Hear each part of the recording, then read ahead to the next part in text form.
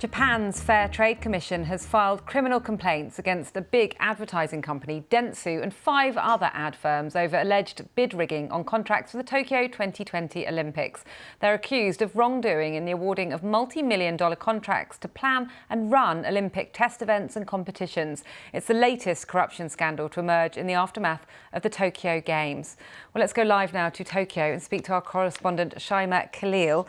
Shaima, so let's talk about these latest criminal complaints. What do you know about them against Dentsu and the 5 other firms? Well, look, this comes after months of investigations into corruption allegations, and this case has been going on for months and months. It's becoming bigger. It's involving more companies, more individuals. Now it involves a household name like Dentsu Group.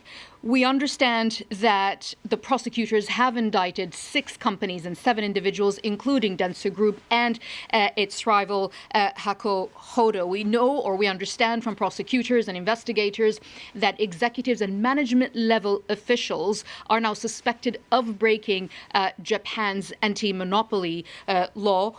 And we know that some of them, for example, a senior Olympic official, the head of the sports division in Dentsu, are among those individuals that are suspected and have been indicted. But also we know that those 2 individuals have been arrested earlier this month. And remember, Dentsu isn't just a huge name when it comes to the advertising world. It's also seen as one of the big forces behind landing Tokyo, the Olympics, back in the bidding days. And indeed, we heard from Dentsu CEO and President Hiroshi Igarashi, who was speaking, and he admitted the company's involvement in bid rigging over deals that have to do with planning and the running of Olympic events, of Olympic test events and Olympic competitions. Now, the suspicion here is that the rigging involves about 26 open bids, and that some of these contracts involve about 40 billion yen or $300 million. So huge sums of money that are going into that. We don't know when the trials are going to start, but we know now of these big names and these big companies that are involved in the bid rigging when it comes to the Tokyo 2020 Olympics and Paralympics. Now, we haven't got long, Shaima, but can you just tell us, how has this gone down in Japan itself?